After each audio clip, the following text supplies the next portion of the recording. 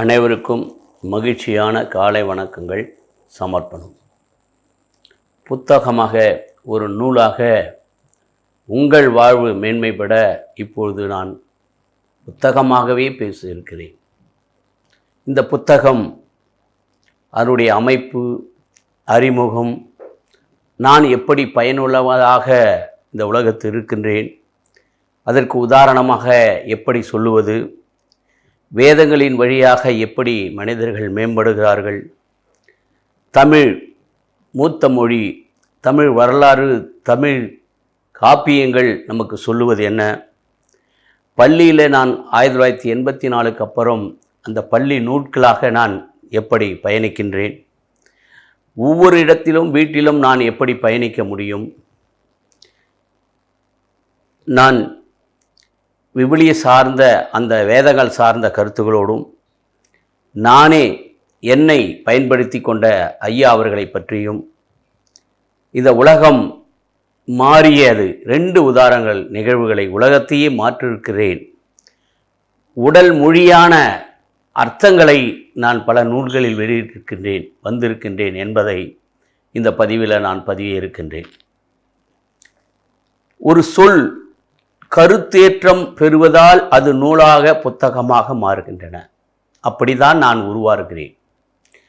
தொடக்க காலத்தில் நான் ஓலைச்சுவடியாக கல்வெட்டுகளில், செப்பேடுகளில், தோல் பதனிடத்தில் இப்படியெல்லாம் எழுத்துகள் அந்த சொற்களாக கருத்துற்றுகளாக நான் மாறி வெளிவந்து கொண்டிருந்த போது, இந்த புத்தகமாகிய நான் 100 நண்பர்களுக்கு சமமாக இருக்கின்றேன். என்னை தலை குனிந்து படித்தால் உங்களை நான் தலை நிமிர்ந்து வைப்பேன். மனிதனை பகுத்தறிவால் அவனை மேன்மைப்படுத்தவும், அவன் அறிவு ஆற்றலை பெருக்கவும், அவன் ஆன்மாவை கூர்மைப்படுத்தி மனித நேயக்கும் சிந்திக்கவும், மன அழுத்தத்தை குறைத்து சீராக்கவும் இந்த புத்தகமாகிய நான் உங்களுக்கு பயன்படுகின்றேன். என்னால் இந்த உலகமே மாறியிருக்கின்றது. தலைவர்கள் உருவாகி இருக்கின்றார்கள். மொழித்திறன் வளர்ச்சி, எழுத்து பயிற்சிகள் இவைகளெல்லாம் என் வாயிலாக வெளிவந்து வளப்படுத்தியிருக்கின்றன. என்னை வாசித்ததில் நேசிப்பவர்கள், அவர்களை நான் எந்த காலத்திலும் ஆழ்வை உயர்த்தி கொண்டிருப்பேன். ஒரு புத்தகம் ஒரு தலையெழுத்தையே, ஒருத்தருடைய தலையெழுத்தையே மிஞ்சப்படுத்தும், பலப்படுத்தும். மனித வாழ்வை மேம்படுத்துவதற்கும் இந்த புத்தகங்களாக நான் சட்டங்களாகவும், வாழ்வியல் நெறியியல் புத்தகங்களாகவும், ஏன் அன்றாடம் பயன்பாட்டுக்கு செயல்பட வேண்டிய விளக்கங்களை தருவனாகவும் நான் இருக்கின்றேன். உதாரணமாக, ஊசியில் நூல் கோற்றால் என்ன பயன்? அது ஒரு கிழிந்த ஆடையை தைத்து நன்றாக அமைவிடம் செய்கிறது. ஆகவே ஊசி நூலில். அப்போ நூல் என்ற வார்த்தை இந்த நூலிலிருந்து நம் உடலில் இருக்கின்ற காது என்ற துளையில் இந்த வாசிப்பு அல்லது பிற சொற்றொடர்கள், மேதைகளுடைய பேச்சுகளை கேட்பதால் நான் மனதை நொறுக்கிய நிகழ்வுகளையும் அவன் வளப்படுத்துவதையும், எப்படி கிழிந்த துணியை அந்த நூல் ஊசியில் கோர்த்து தைக்கிறதோ, உங்கள் காதுகள் வழியாக நான் அந்த சொற்றொடர்கள், கருத்தோற்றுகள் செய்கின்ற போது உங்களை நான் மேன்மைப்படுத்துகிறேன். வேதங்கள் அந்த காலத்தில் ஏற்பட்டன, வேத புத்தகங்கள் ஏற்பட்டன. அவைகள் நமக்கு என்ன என் வழியாக உங்களுக்கு தந்ததென்றால் அமைதி, சமாதானம் போன்ற விடயங்கள். விவிலியத்தை எடுத்துக்கொண்டால் அது இன்று உலகம் முழுவதும் அதிகமாக மொழிபெயர்க்கப்பட்டுள்ளது. அதில் கொடுக்கப்படுகின்ற விவரங்கள் முக்காலத்திற்கும், இறந்த காலம், இப்பொழுது நடக்கிற காலம், வருங்காலம், எதிர்காலத்தும் சார்ந்த ஒரு புனித நூலாக. அதேபோல் குரான், அந்த நூலை படிக்கின்ற பொழுது அதில் நாம் வேதத்தின்படி எப்படி வாழப்பட வேண்டும் என்றும், இந்த பௌத்தர், புத்தர் அவருடைய கொள்கைகள், அவருடைய செயல்கள், சிந்தனைகள் நம்மை எப்படி வளப்படுத்துகின்றன என்றும், இன்னும் சொல்லப்போன்றால் நம்முடைய தமிழ் மூதாதையர்கள் ராமகிருஷ்ணா அவர்களை பற்றி படிக்கின்ற போது அவரின் சீடரான எத்தனையோ மாமேதைகள் நாம் இங்கே பார்க்கின்றோம். ஆகவே இந்த நூட்களை ஒவ்வொருவரும் நீங்கள் அறிந்து புரிந்து படிப்பதால் இந்த வாழ்வில் உங்களை நான் மேன்மைப்படுத்துகின்றேன். தமிழ் மொழி எடுத்துக்கொண்டால் உங்களுக்கு வரலாறு, இந்த உலகத்திலே மூத்த மொழி, பண்பாட்டு மொழி, 2000 ஆண்டுகளுக்கு முன்பே தொல்காப்பியம். அந்த தொல்காப்பிய வரலாறு என்ன சொல்கிறது? அதற்கு முன்னாடியே 5000 ஆண்டுகளுக்கு மேல் இந்த புத்தகம். தமிழ் வளர்ச்சி, தமிழ் பண்பாடு, அந்த சொற்கள், பாடல்கள் எல்லாம் கொட்டி கிடக்கின்றன. கிறிஸ்து பிறப்பதற்கு முன்னாடியே 2000 ஆண்டுகளுக்கே தமிழ் வாணிக வியாபாரம் செய்திருக்கின்றார்கள். அப்ப என்ன முறையில் அவர்களோடு தொடர்பு இருந்திருப்பார்கள்? அப்ப அதனுடைய வரலாறையும் தமிழ் மொழியினுடைய ஆக்கப்பூர்வமான செயல்களையும் சிந்தனைகளையும் நான் புத்தகமாக இந்த உலகத்திற்கு எடுத்து காட்டிக் கொண்டிருக்கிறேன். அதில் ஒன்றுதான் திருக்குறள். அந்த திருக்குறள் உலக பொதுமொழி. ஒரு மனிதன், அரசன் வாழ்வு எல்லா நிலைகளுக்கும் உள்ள ஒரு கருத்துற்றுக்கள். அந்த சொற்கள், கருத்துற்றுக்கள் 2 சீரில் 7 அடியில் அந்த வார்த்தைகள் பின்னி பிணைங்கி நமக்கு வாழ்க்கைக்கு நாம் நெறிப்படுத்துகின்றன.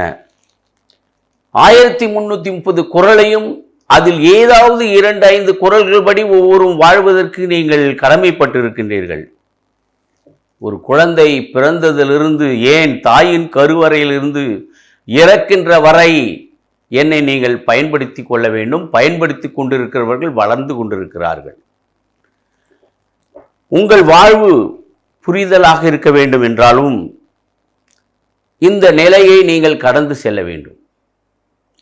உதாரணமாக பள்ளி அளவில் இன்று 1ஆம் வகுப்பு முதல் 12ஆம் வகுப்பு வரை புத்தகங்களை வடிவங்களாக அழகாக வடிவமைத்து விலையில்லாத பொருட்களாக இந்த மாணவர் சமுதாயத்திலிருந்தே என்னை பயன்படுத்தி கொள்ள வேண்டும் என்று வழங்கியிருக்கிறது. அப்ப அந்த புத்தகங்கள் நம்மை மேன்மைப்படுத்தி, இந்த படிப்பு புத்தகங்கள் தவிர அதோடு தொடர்பு உள்ள நூலக புத்தகங்களையும் நீங்கள் பயன்படுத்தி என்னை பயன்படுத்தி கொள்ள வேண்டும் என்று வேண்டுகின்றேன். நான் பல எழுத்தாளர்கள் மூலம் உருவாக்கப்பட்டு பதிப்பாளர்களாக வெளிக்கொணர்ந்தப்பட்டு பல இடங்களில் என்னை நான் பகிர்ந்து கொண்டிருக்கின்றேன். நான் பள்ளியாக இருக்கின்ற பொழுது பள்ளியில் ஒரு நூலகத்திலும், இன்னும் சொல்ல வேண்டால் புத்தக பூங்கொத்து என்ற அந்த முதல் 3 வகுப்புகளுக்கு பல சிறுகதைகள், நெறிமுறைகள் பற்றிய புத்தகங்கள் அவர்கள் எடுத்து வாசித்து அதை வீட்டில் சென்று பகிர்ந்து திரும்பவும் அந்த கருத்துக்களை பள்ளியில் பிரேயரில் பகிர்ந்து அந்த கீழ்மட்ட கரும்பலைகள் எழுதி அந்த புத்தக பூங்கொத்தை இன்று மாணவர்கள் பயன்படுத்தி கொண்டிருக்கிறார்கள். ஆனால் அது தொடர வேண்டும் என்றுதான் நான் வேண்டுகின்றேன். இப்படி இந்த புத்தகங்கள் பள்ளி அளவிலும் ஏன் நூலக அளவிலும் இருக்கின்ற போது இன்று இந்த புத்தகங்களாகிய நான் என்றெல்லாம் இருக்கின்றேன், நீங்கள் என்னை பயன்படுத்தி கொள்ளுங்கள். நான் ஒரு பள்ளியில் புத்தகமாக இருக்கிறேன், ஒவ்வொரு மாணவரிடம் புத்தகமாக இருக்கின்றேன். இன்னும் சொல்லப்பென்றால் ஒவ்வொரு கிராமத்திலும் ஒரு நூலகம் அமைத்து அந்த கிராமவாசிகள் அதை எடுத்து பயன்படுத்தி கொள்ள, என்னை தேர்ந்தெடுத்து படியுங்கள், உங்களுக்கு வாழ்க்கைக்கு ஏற்றமாறு படியுங்கள் என்று கிராமங்கள் வரும். இன்று ஒவ்வொரு மாவட்ட அளவிலும் மாவட்ட நூலகம், ஏன் வழி போக்கு வருகின்ற போது உணவுக்காக இருக்கின்ற வழித்தடங்களிலும் என்னை நான் பகிர்ந்து நிறைய இருக்கின்றேன். இன்னும் சொல்லப்படும் என்றால் இன்றைய காலகட்டத்தில் அரசானது திருச்சி, மதுரை, சென்னை போன்ற இடங்களில் முன்னாள் முத்தமிழர் கலைஞர் அவர்களின் நூலகம் என்று விரிந்திருக்கின்றது. சென்னையில் எடுத்துக்கொண்டுவனால் கன்னிமரா நூலகம் மிகப்பெரிய நூலகம். எத்தனையோ என் நண்பர்கள் அங்கு ஒன்றாக அடுக்க வைக்கப்பட்டிருக்கின்றார்கள். ஒவ்வொரு நாளும் பல 100 பேர்கள் வந்து என்னை அங்கேயே அமர்ந்து பயன்படுத்தி கொள்கிறார்கள். இன்னொரு உண்மை என்னவென்றால், ஆசிய கண்டத்திலே மிகப்பெரிய ஒரு நூலகம், தனியார் சார்ந்த நூலகம் நம்மளுடைய தமிழ்நாட்டில் விருதாச்சலத்தில் உள்ளது. எப்படி என்னை பழமையான என்னுடைய கருத்துக்கள் உள்ள நூட்களை அதை பக்குவப்படுத்தி புனிதப்படுத்தி அதை மக்கள் பயன்பாட்டிற்கு இந்த ஆசிய கண்டமே இல்லாத அளவுக்கு அந்த நூலகம் இருப்பதை நாம் பார்க்க வேண்டும். இன்னும் சொல்ல வேண்டும் என்றால் புத்தக கண்காட்சி இப்போ வருடா வருடம் ஏற்படுத்துகிறார்கள். அதில் பள்ளி மாணவர்கள் 6 முதல் 12 வகுப்பு வரை கலந்து கொண்டு அங்கு இருக்கின்ற அந்த புத்தக காட்சியில் என்னை தேர்ந்தெடுத்து படிக்கின்றார்கள். அந்த வாய்ப்பை அரசு வழங்கி இருக்கின்றது. அந்த புத்தக விழாவை பயன்படுத்தி அதில் கருத்தோற்றுகள் வரைத்து சொற்பொழிவாளர்கள் மூலம் அந்த காதுக்கு இனிய அவர்கள் படித்த புத்தகனுடைய கருத்துக்களை அந்த மாணவர்களுக்கும் அங்கு வருகின்ற அத்தனை பேர் மக்களுக்கும் இந்த புத்தக வடிவிலே அவர்கள் படித்தது என்னை பற்றிய செய்திகளை எல்லாம் தெரிவிக்கின்றார்கள். இந்த பயன்களை இன்னும் மக்கள் அறிந்து கொள்ளாமல் இருக்கின்றார்கள். ஆகவே என்னை தேடி வாருங்கள், உங்களை தேடி உயர்த்துவேன். நீங்கள் என்னை படிக்க ரெடியா, நான் உங்களை உயர்த்த ரெடி என்று இந்த நேரத்திலே தெரிவித்துக் கொள்கிறேன். நாம் உணவகங்களில் செல்கின்றோம். எந்த உணவு எதை சாப்பிடணும் போனும் தேர்ந்தெடுத்து சாப்பிடுகின்றோம். ஆகவே நீங்கள் இந்தந்த இடத்திலெல்லாம் நான் இருக்கின்ற போது என்னை தேர்ந்தெடுத்து தேடி உங்கள் வாழ்வை உயர்த்தி கொள்ள சில தாய்மார்கள் சமைக்க என்ன வகையான உணவு புத்தகங்கள், சில நூட்கள் எதை தேடுகிறார்கள். பேசுகின்ற ஐயா கூட ஒரு 2-3 புத்தகம் எழுதியிருக்கின்றார் என்னை பற்றி. சுகந்தரும் சிற்றிலைகள், சுகந்தரும் மாமிசங்கள், சுகந்தரும் திருமறை, கல்வியினுடைய எளிய பண்பாட்டு முறை என்ற பல புத்தகங்கள் எழுதி விமர்சனம் செய்திருக்கின்றார். ஆகவே இந்த நிலையில் நான் எங்கெல்லாம் இருக்கின்றேன், எப்படியெல்லாம் இன்று நான் வாய்ப்பாக உங்களுக்கு இருக்கிறேன் என்பதை இந்த உலக அரங்கிலே தமிழக மக்களும் சரி, புதுவை மக்களும் சரி, என்னை தேடி தேடி ஒரு பொக்கிஷமாக நீங்கள் பெற்றுக்கொள்ளுங்கள். இன்று நான் 1980ஆவது ஆண்டுதான் பள்ளி கல்வித்துறையிலே அங்கீகரிக்கப்பட்ட ஒரு நூலகமாக நான் வெளிவந்தேன்.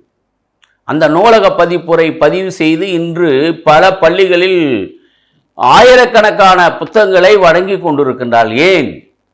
என்னை இந்த சிறு வயதிலிருந்தே தெரிந்து கொள்ள வேண்டும், படிக்க வேண்டும், என்னை சுவாசிக்க வேண்டும், என்னை வாசிக்க வேண்டும் என்ற எண்ணத்திலே பறந்து விரிந்ததை நீங்கள் இந்த நேரத்திலே தெரிந்து கொள்ள வேண்டும்.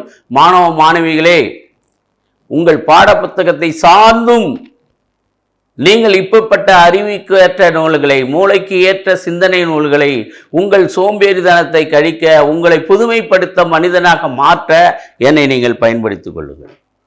1947 முதல் 50 வரை நம் இந்திய பாராளுமன்றத்தில் ஜனநாயகத்தில் சட்ட வரிவை ஏற்படுத்தி டாக்டர் மேதை அப்துல் கலாம் அம்பேத்கர் அவர்களால் இந்த புத்தக வடிவிலே இந்த நாட்டை ஒரு ஜனநாயக பார்வையில் அனைவரும் சமம், வேற்றுமையில் ஒற்றுமை என்ற முதலில் அந்த கருத்தோற்றுகளை ஒற்றுவித்து சட்டங்களாக புத்தகங்களாக இன்று வழிநடத்தி நமக்கு பயன்பாடாக உள்ளது. அப்ப என்னை எப்படி ஒரு தனி மனிதனாக இல்லாமல் ஒரு கூட்டுக்குழுவாக சேர்ந்து கூட இதை நீங்கள் உருவாக்கி என்னை பயன்படுத்துவதில் தெரிந்து கொள்ளுங்கள். முதலில் நான் 15ஆவது நூற்றாண்டில் தான் என்னை புத்தக வடிவிலே என்னை உருவாக்கினார்கள். 21ஆவது நூற்றாண்டில் என்னை டிஜிட்டல் முறையில் என்னை உருவாக்கினார்கள். 1440இல் நான் ஒரு புத்தகத்தை ஒரு நூல் வடிவில் வெளிவிடுவதற்காக அமெரிக்காவில் ஒரு நிறுவனமாக தொடங்கப்பட்டது. 1816இல் விவிலியத்தை புத்தகமாக உருவாக்கி அங்கே நான் பயனுள்ளவனாக பயணித்தேன். அதில் கம் டு மீ என்ற ஒரு ஜான் என்ற எழுத்தாளர் சொல்லுகின்றார், தொடக்கத்தில் ஒரு சொல் இருந்தது, அந்த சொல் இறைவனோடு இருந்தது, அந்த சொல் இறைவனாகவும் வந்தது, அந்த சொல் நம்மிடையே வந்து வாழ்ந்தது என்று அந்த சொற்களை அவர் கடந்து சென்று அந்த புத்தகத்திலே கூறுகின்றார். ஆகவே இந்த வகையில் ஒவ்வொரு நூட்களும் ஒவ்வொரு புத்தகமும் நான் எப்படி பயனளிக்கிறேன் என்று சொல்லுகின்ற போது, உதாரணம் இங்கு பேசுகின்ற அந்த ஃபெலிக்ஸ் ஐயா அவர்கள் என்னை எப்படி பயன்படுத்தி கொண்டார். 1984இல் அப்போது தென்னார்காடு மாவட்டமாக இருந்த பொழுது முன்னாள் நம்முடைய முதன்மை செயலாளர் இறையன்பனுடைய பேச்சால் அவருடைய புத்தக அறிவால் கவரப்பட்டவர் இவர்.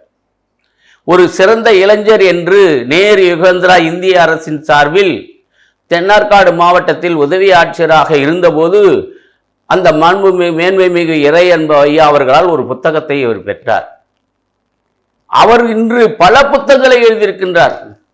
அந்த புத்தகங்கள் எல்லாம் அவர் தொகுத்து அவர் படித்த புத்தகங்கள் ஏராளம். அது நிறைய சிந்தனைகளாக அவர் எப்போதும் பேசிக்கொண்டே இருக்கின்றார். அந்த புத்தகத்தை பெற்ற பயனாகத்தான் இன்று அவரும் அவருடைய திருமணம் 1994 அந்த திருமணத்திற்கு வந்தவர்களுக்கெல்லாம் திருக்குறள் புத்தகத்தையும் விவிலியத்தையும் கொடுத்தார்கள். அன்றிலிருந்து என்னை ஒவ்வொரு நாளும் அவருடைய பையில் ஒரு புத்தகமாக நான் இருக்கின்றேன். அவர் வீட்டிலும் ஒரு 500 புத்தகங்களாக இருக்கின்றேன். அந்த புத்தக அறையில் வந்துதான் செல்லுவார். அவர் பணி செய்த இடங்கள் எல்லாம் 5 கல்வி அலுவலராக இருந்த போதும் அவர் அறையிலே ஒரு 500 புத்தகங்களை வைத்துக் கொண்டிருப்பார். புத்தகங்களை பரிசாக கொடுப்பார். பாராட்டுகின்ற பொழுதும் அல்லது உயர்ந்த அலுவலர்களை சந்திக்க போதும் ஒரு புத்தகத்தை கொடுப்பார். அவருடைய பணி நிறைவில் கூட 200 புத்தகம் வருகை புரிந்தவர்களுக்கு பொன்னாடையும் புத்தகத்தையும் பயன்படுத்தார். அவர் என்ன கூறுகின்றார்? இந்த இறை அன்பு அவர்கள் இந்த புத்தகத்தில் இருந்த ஈடுபாட்டின் காரணமாகத்தான் இதை நான் இப்படி பயணிக்கிறேன் என்று சொல்லுகின்றார். இன்னும் சொல்ல வேண்டும் என்றால் புத்தக அறிவு என்பது ஒரு மிகப்பெரிய பொக்கிஷம். உலக மொழிகள், உலகத்தை மாற்றியவர்கள், பிற மொழியிலிருந்து மொழிபெயர்ப்பான புத்தகங்கள், நம்முடைய வாழ்க்கைக்கு தேவையான புத்தகங்கள், மத சார்ந்த புத்தகங்கள், அறிவு சார்ந்த புத்தகங்கள் எல்லாவற்றையும் படித்திருக்க வேண்டும். ஆகவே இந்த புத்தகங்கள் ராமகிருஷ்ண அவர்கள், விவேகானந்தர் அவர்கள், இந்திய வரலாறு, தமிழக வரலாறு, புலமைப்புத்தன், பாரதிதாசன் போன்ற புத்தகங்களெல்லாம் அறிந்ததனுடைய பயன், படித்து கொண்டே இருப்பதன் பயன். எத்தனையோ புத்தகங்கள் நினைவுக்கு வந்து கொண்டிருக்கின்றன, முட்டி மோதுகின்றன என்னை பற்றி சொல் என்று. இப்படி அந்த புத்தகங்களை எல்லாம் பயன்படுத்தி எப்படி இவர் பயன்படுத்துகிறாரோ அதைத்தான் உங்களுக்கு நான் இந்த நேரத்திலே இவர் பயன்படுத்தியது போன்று நீங்களும் இந்த புத்தகத்தை நீங்கள் பயன்படுத்திக் கொள்ளுங்கள். இன்னும் சொல்ல வேண்டும் என்றால் இந்த தொலைக்காட்சியிலே ஒரு அற்புதமான வாய்ப்பு. ஏறக்குறைய 15 தலைப்புகளில் சிறந்த சொற்களை கருத்தோற்றுகளாக மாற்றி முதல் தலைப்பிலிருந்து இன்று தலைப்பு வரை ஒரு புத்தகமாக வெளியீடுக்கான தகவல்களை உங்களிடம் பகிர்ந்து கொண்டு வருகிறார். உண்மையிலே இந்த நிகழ்வில் இத்தனை தகவல்களையும் பகிர்ந்து கொண்ட இவர் என்னை அந்த தொகுப்புகளின் புத்தகமாக கூட வெளியிட வேண்டும் என்று கேட்டுக்கொள்கின்றேன். அதை அந்த 100வது சேனலில் ஞாயிற்றுக்கிழமையில் 11 மணிக்கும் 5 மணிக்கும் இந்த கருத்துரைகள் செய்திகளாக வந்து கொண்டிருக்கின்றன. ஆகவே ஒரு சொல் கருத்தேற்றினால் அது புத்தகமாக வந்து கொண்டிருக்கிறது என்பதை மையப்படுத்தி இப்பொழுது இந்த புத்தகத்தை மாற்றியவர்கள் காந்தியடியை நம்மளுடைய மகாத்மா காந்தியாக மாற்றியது கடையனுக்கும் கடை தேற்றும் என்ற புத்தகம். விவிலியத்தில் மலைப்பொழிவு என்ற ஒரு நிகழ்வுதான் அவரை முற்றிலுமாக ஒரு தேசிய தலைவராக அர்ப்பணிப்பாக சுதந்திர இந்தியாவை முன்னெடுப்பதற்கான ஒரு கருத்துக்களை அவரை பெற்றிருக்கிறார் என்றும், நம்முடைய முத்தமிழ் கவிஞர் கருணாநிதி அவர்கள் எழுதிய புத்தகம், அந்த சிறுவனாக இருக்கின்ற பொழுதே எழுதிய புத்தகம் இன்று அவரை மாமேதையாக மாற்றியது. அந்த புத்தகத்தினுடைய கருத்தோற்றுகளை எழுதி பல இடத்திற்கு கொடுத்து அதை பற்றி அந்த செய்தியை என்ன சொல்கிறார் என்று திரும்ப போய் கேட்டுக்கொண்டு வருவாராம். அறிஞர் அண்ணாவை எடுத்துக்கொண்டார். அறுவை சிகிச்சை செய்கின்ற பொழுதே இந்த புத்தகத்தை முடித்து விட்டு வருகிறேன், எனக்கு அதுக்கப்புறம் அறுவை சிகிச்சைகள் செய்யுங்கள் என்று கூறுகிறார். திருக்குறளை எடுத்துக்கொள்ள வேண்டும் என்றால் தோன்றின் புகழோடு தோன்றுக அஃதிலார் தோன்றாமையின் நன்று என்று கூறுகின்றார். மேலும் தொட்டனை தோறும் மணற்கேணி மாந்தற்கு கற்றனை தோறும் அறிவு என்ற அந்த திருக்குறளில் என்னை பற்றிய செயல்பாடுகள் அங்கே பகிர்கின்றார். ஆபிரகாம் லிங்கன் அமெரிக்க ஜனாதிபதி அவர்கள் எனக்கு வாசிக்க பல புத்தகங்களை கொடுங்கள், அந்த புத்தகங்கள் பல புத்தகங்களை எனக்கு கொடுக்கிறவர்களே சிறந்த நண்பர்கள் எனக்கு என்று கூறுகின்றார். நெல்சன் மண்டேலா கூறுகின்றார், சிறையில் இருக்கின்ற பொழுது எனக்கு புத்தகத்தை கொடுங்கள், நான் தேவையான புத்தகத்தை கேட்கிறேன், அந்த புத்தகத்தை கொடுங்கள் என்று கூறுகிறார். ஆகவே ஒரு புத்தகம் ஒரு சுதந்திரத்திற்கு நுழைவாயில் என்றும் கூறுகின்றார். வின்ஸ்டன் சர்ச்சில் என்ன கூறுகின்றார்? புதிய புத்தகங்களை வாங்கி அதை முழுமையாக படிங்கள், அதை பிரட்டி பார்த்து வைத்து விடாதீர்கள். புத்தகமாகிய நான் என்னை யார் புரட்டி பார்க்கின்றார்களோ அவர்களை நான் புரட்டி போட்டு உயர்த்துவேன் என்கிறது. உதாரணமாக முதல் 2ஆம் வகுப்பிலே தமிழ் பாடப்பத்தில் தொகுதி 1 56 பக்கத்தில் ஒரு மாணவனுடைய பெயர் புத்தக வரலாற்றில் இடம்பெற்றிருக்கிறது. என்ன? நீ பிறர் எழுதும்படி படித்திடு, பிறர் வாழும்படி இருந்திடு. அப்ப பிறர் வாழும்படி, பிறர் வாழ்த்தும்படி அந்த தகவலை இந்த புத்தகத்தில் பெறு. நீ எழுதுகின்ற வரிகள் பிறர் படிக்கும்படி நீ எழுதிடு. அந்த 3ஆம் வகுப்பு மாணவன் ஒரு 50,000 பணம் ஓட்டிய வழியில் இருந்ததை எடுத்து காவல் நிலையம் கொடுத்து அந்த அதிகாரி மூலம் உடையவனுக்கு சேர்க்கப்பட்ட செய்தியை பாட புத்தகமாக 3ஆம் வகுப்பிலே அவனுடைய பெயர் புத்தகத்திலே இடம்பெற்றது. அப்ப அவனுடைய செயல்கள் போல அதை சிந்தனை செய்து அந்த மாணவன் இன்றே அந்த நல்ல பழக்கத்தின் மூலம் இன்றைக்கு அந்த புத்தகத்திலே வெளிவந்தது போலத்தான் அனைவரும் நீங்கள் ஆர்வமாக உற்சாகமாக நீங்கள் செயல்பட வேண்டும் என்று தெரிவித்துக் கொள்கிறேன். மனிதனுடைய உயர்வான கண்டுபிடிப்பு தான் இந்த புத்தகம். இந்த புத்தகம்தான் ஒரு மனிதனை நல் ஒழுக்கத்துடனும் நல்ல சிந்தனையோடும் நல்ல வாழ்க்கையும் நல்ல கண்டுபிடிப்புகளுக்கும் ஏற்ற ஆதாரங்களை இன்றைய பதிவு நாளைய வரலாறு, இந்திய வரலாற்று சம்பந்தமான நிகழ்வுகள், உலக வரலாற்று சம்பந்தமான வரலாறுகள், இவைகளெல்லாம் நாம் ஏன் நீங்கள் படிக்க வேண்டும் என்றால் ஒரு வாழ்க்கை நெறி தத்துவத்தை உங்களை உயர்த்திக் கொள்வதற்கான வழி வாய்க்கால்கள். ஒரு நீர் மோட்டார் தண்ணி வெளியே வரும் என்றால் வாய்க்கால் இருந்தால்தான் அது சென்று பாயும். அந்த வாய்க்காலாகத்தான் இந்த நூலகமாகிய நான், புத்தகமாகிய நான் இந்த மனித குலத்திற்கு நான் இருக்கின்றேன். இந்த புத்தகத்தை முழுமையான தொகுப்புகள் வாசிப்பும் மிக முக்கியம். நீ என்னை வாசிக்க நேசித்தால் உன்னை நேசித்து நான் உயர்த்துவேன் என்கிறது. ஆகவே சிறு வயதிலிருந்து அந்த புத்தகங்களை வாசிப்பது, ஆங்கில வார்த்தைகளை ஃபோனட்டிக்ஸ் முறையில் சேர்த்தால் அந்த கிடுகிடென்று அனைத்து நிலைகளையும் படிக்கக்கூடிய அந்த வாசிப்பு நேசித்தல் இருக்க வேண்டும். உதாரணமாக 2 ஆண்டுக்கு முன்னால் தமிழக அரசு ஒரு வாசிப்பு திறன் ரீடிங் மார்த்தான் என்ற ஒரு போட்டியை மாணவர்களுக்கு வழங்கியது. தமிழ்நாடு முழுவதும் 7 நாட்கள் நடந்த அந்த வாசிப்பு திறன் போட்டியில் உண்மையில் நான் உலக்கூர் வட்டாரத்தில் கல்வியாளராக பணிபுரிந்த போது என்னுடன் அந்த பிஆர்சி சூப்பர்வைசர், அந்த டீச்சர் கோஆர்டினேட்டர்கள், அந்த மாணவர்கள், அந்த ஆசிரியர்கள், 96 பள்ளியின் ஆசிரியர்கள் மாணவர்கள் எல்லாம் உருவாக்கி அவர்களுக்கு பயிற்சி கொடுத்து அந்த வாசிப்புத்திறனின் 7வது நாளில் விழுப்புரம் மாவட்டத்தில் 13 ஒன்றியங்களில் முதலிடமும் சென்னை அளவில் 18வது இடமும் பெற்று பெருமை சேர்த்தது இந்த வாசிப்பு திறனில். அப்ப அந்த வாசித்தில் ஒரு ஈடுபாடு இருந்தால்தான் நாம் மற்றவர்களை ஈடுபடுத்த முடியும். நீங்கள் வாசித்த நூல்களை, கருத்துக்களை மற்றவர்களோடு பகிர்ந்து கொண்டால்தான் மற்றவர்களுக்கு அந்த வாய்ப்பை நீங்கள் எடுத்துக்கொள்ளுங்கள். நீங்கள் படித்து நீங்களே என்னை பயன்படுத்திக் கொள்வதில்லை, மற்றவர்களுக்கும் அந்த வாய்ப்பை கொடுங்கள். ஜூலியஸ் சீசர் சொல்லுகின்றார், 1000 புத்தகங்கள் படிப்பதெல்லாம் எனக்கு நண்பன், நான் 1000 புத்தகம் படித்து விட்டேன் என்று சொல்கிறவர்கள் தான் எனக்கு நண்பர்களாக ஆகின்றார்கள் என்று. லெனின் அவர்கள் சொல்லுகின்றார், புரட்சி பாதையில் துப்பாக்கி கை துப்பாக்கியில் இருப்பதை விட புரட்சி பாதையில் ஒரு புத்தகம் இருந்தாலே அது ஒரு புரட்சி பாதையாக மாறும் என்கிறார். நம்முடைய முன்னாள் காமராஜ் அவர்கள் படிக்காத மேதை, அவர் சொல்லுகின்றார், இன்று தலை குனிந்து படித்தால் நீ தலை நிமிர்ந்து நிற்பாய், ஆனால் இன்று தலை நிமிர்ந்து நீ டிவி பார்த்தால் நாளைக்கு தலை குனிந்து நீ நிற்பாய் என்று கூறுகின்றார். சிக்கம் பார்க் என்பவர், உடம்புக்கு எப்படி பயிற்சி தேவையோ, உடல் பயிற்சி தேவையோ, ஆரோக்கியத்திற்கு எப்படி உடல் பயிற்சி, நடத்தல் பயிற்சி, அத்தனை பயிற்சிகள் செய்கின்றையோ அதுபோல் உன் மனத்திற்கு பயிற்சியாக இந்த புத்தகத்தை படியுங்கள், என்னை படியுங்கள். என்னை சிலர் படிப்பதால் படிக்கின்ற போதே உங்கள் மனம் அழுகையும் சந்தோஷமும் ஒரு அமைதி நிறைவதை நீங்கள் உணர்வீர்கள். சார்லஸ் சாப்ளின் சொல்லுகின்றார், நான் ஒரு படம் நடித்து எல்லையோரையும் சிரிக்க வைக்கின்றேன் இந்த படங்களில், ஆனால் நான் வருகின்ற போது, ஒரு படம் முடித்து வருகின்ற போது ஒரு 50 புத்தகங்களாவது, அதுக்கு மேற்ற புத்தகங்களாவது நான் வாங்கி கொண்டு வருகிறேன். இவரையே நான் பின்பற்றி என்னுடைய மாத ஊதியத்திலையும் ஃப்ரீ அப் லோன் போடுகின்ற போதும் ஒரு 50 புத்தகங்கள் 20 புத்தகங்கள் வாங்கித்தான் நான் இப்படி 38 ஆண்டுகள் என் அறையிலும் என் வீட்டிலும் என் பையிலும் புத்தகங்கள் இருக்கின்றன.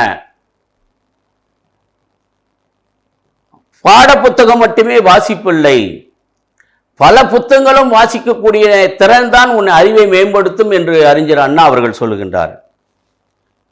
மேலும் நம்முடைய தமிழக முதல்வர் அவர்கள் இன்று இந்த வாசிப்பு தடனுக்கான அந்த புத்தகங்களை மாணவர்களுக்கு வழங்குவதும், புத்தக நூலக விழா என்று எடுத்தும், மாவட்டந்தோறும் புத்தக திருவிழா நடத்தியும் பல ஆயிரக்கணக்கான புத்தகங்கள் இந்த வெளியீட்டு விழா செய்கின்றார்கள்.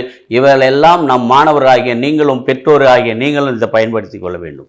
பாரதியார், பாரதிதாசன், புலமை பித்தன் போன்றவர்கள் பாடல் வழியாக சிறந்த கருத்தோட்டுகளை சொல்லை அடக்கி பாடலாக வழியமைத்து கொடுத்ததை பாருங்கள், படியுங்கள், நேசியுங்கள். இந்த உலகை மாற்றிய 2 புத்தகங்களை பற்றி 2 கருத்துகள். 7 தலைமுறை என்ற ஒரு புத்தகம், அது ஆங்கிலத்தில் இருந்தது. ரூட்ஸ் என்ற நிலையிலிருந்து 7 தலைமுறைகள். 1800ஆம் ஆண்டு ஒரு மாணவன் ஒரு அடிமையாக ஒரு ஆங்கிலேயருக்கு விற்கப்படுகிறான். அவன் கருப்பு நிறத்தின் காரணமாக அந்த மாணவன் அந்த அடிமையாக விற்கப்பட்டு பிறகு அவனுடைய உறவினருக்கு விற்கப்பட்டு, அப்படி இருக்கின்ற போது இன்னொரு அடிமை பெண்ணாக வந்த அந்த பெண்ணையும் அவன் காதலித்து அவன் திருமணம் செய்து அதற்கப்புறம் அதே அடிமைகளாக இன்னொரு கப்பல் வியாபாரிடம் அடிமைப்படுத்தப்பட்டு வாழ்ந்து வளர்கின்றான். அப்படி வளர்ந்து வருகின்ற 7வது பருவத்தில் 7வது தலைமுறையில் ஒருவன் அவன் பட்டதாரியாக மாறுகின்றான்.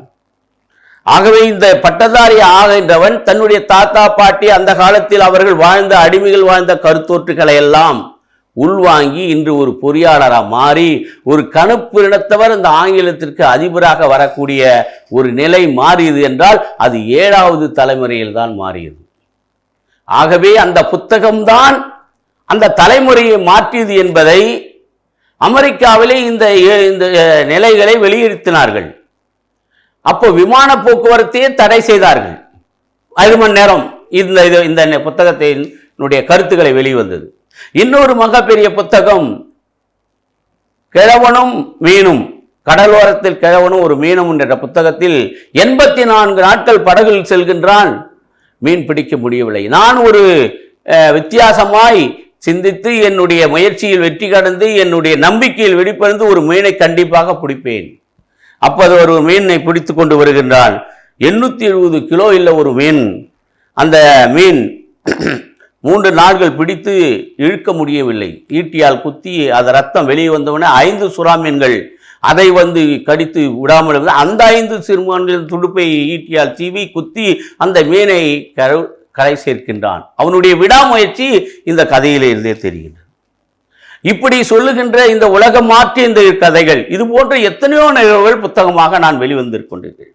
கடைசியாக நம்முடைய முன்னாள் செயலர் இறை அன்பவர்கள் பல புத்தகங்களின் தொகுப்பாக இந்த உடல் மொழி பற்றிய அறிந்த புத்தகங்களை பற்றி இந்த உடல் மொழியை பற்றி கருத்து சொல்கின்றார்.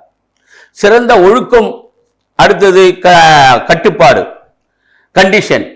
இந்த ஒழுக்கம் என்பது தானாக வருகிறது என்றும் கண்டிஷன் என்பது ஒரு கட்டுப்பாடு திணிக்கப்படுகிறது என்றும் கூறுகின்றார். ஒரு அமைதி ஏற்பட வேண்டும் என்றால் ஒரு அறையில நீங்கள் இந்த புத்தகத்தின் வாயிலாகத்தான் பெற வேண்டும் என்றும், கீன்மேத்தி என்பவர்கள் பெரியோர் சிறியோர் இணைந்து உரையாடுகின்ற நிகழ்வை ஒரு புத்தகமாகவும், இந்த மனித உடலிலே 800 வகையான உடல் பாவனைகள் இருக்கிறது, அந்த பாவனையுடைய அர்த்தங்களை பற்றி அவர் கூறுகின்றார். உதாரணமாக கண் சுருக்கம், நெற்றி புருவம், ஆண்களுக்கு பெரிய மூக்கு, பெண்களுக்கு சிறிய மூக்கு, இப்படிப்பட்ட அடையாளங்கள், காதுகள் பெரிதாக இருக்கின்ற அடையாளங்கள், முதுகெலும்பினுடைய நிலைகள், கட்டை விரலினுடைய நிலைகள், பொய் பேசுவதால் முகத்தில் ஏற்படும் மாறுதல்கள், இப்படிப்பட்ட நிகழ்வுகள் உடல் சிரிப்பு வெளிப்படுத்துகின்ற ஒன்னொன்று நிலைகளையும் இந்த உடல் மொழியாக இந்த புத்தகமாக வெளிவந்திருக்கிறது என்பதை கூறி, கடைசியாக மார்க்கோ பாலவர் என்பவர் எளிமையுடனும் சிக்கனமுடன் வாழ வேண்டிய ஒரு நூலையை தொகுத்து, இந்த நிலைகளெல்லாம் இருக்கின்ற போது நான் ஒரே ஒரு பள்ளியை பார்த்தேன் திண்டிவனத்தில். 1500 பள்ளி மாணவர்களையும் புத்தக அந்த கீழ்மட்டை கருமலைகளும் போது அந்த புத்தக பூங்கொத்தை படித்து பிரேயரில் படித்த கருத்தை சொல்லுகிறார்கள். அந்த ஆசிரியர்கள் அந்த கருத்தை சொல்லுகின்றார்கள். அவர்களுக்குள்ளே புத்தக நூலகம் வைத்து கொண்டிருக்கின்றார்கள். உதாரணமாக மைக்கேல்புரத்தில் டெய்சி என்ற ஆசிரியர் ஒரு புத்தகத்தை தினமும் எடுத்து செய்கிறார். அந்த மாணவர்களுக்கு படித்து சிறுகதையை சொல்லுகின்றார். அந்த மாணவர்களை புத்தக ஆர்வப்படுத்தி பெற்றோர்களை சந்திக்கின்றார். இப்படி இந்த பள்ளி அளவிலும் பெருமை உள்ள நிலைகளில் நடைபெறுகின்றது. இந்த திண்டிவனத்தில் பிலோமினா பள்ளி சொன்னது போன்று. ஆகவே ஒவ்வொரு பள்ளியில் அளவிலும் தயவு செய்து உங்கள் வீட்டிலே ஒவ்வொருவரும் சமையல் அறை இருப்பது போன்று ஒரு புத்தக அறையை ஏற்படுத்தி அந்த அந்த அறையில் உள்ளே சென்று வாருங்கள்.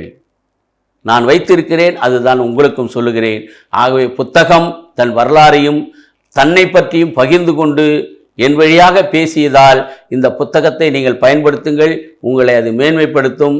புத்தகத்தை புரட்டி பாருங்கள், அது உங்களை புரட்டி எடுத்து வலிமையாக்கும் என்று கூறி அன்புடன் நிறைவு செய்கிறேன். நன்றி, வணக்கம்.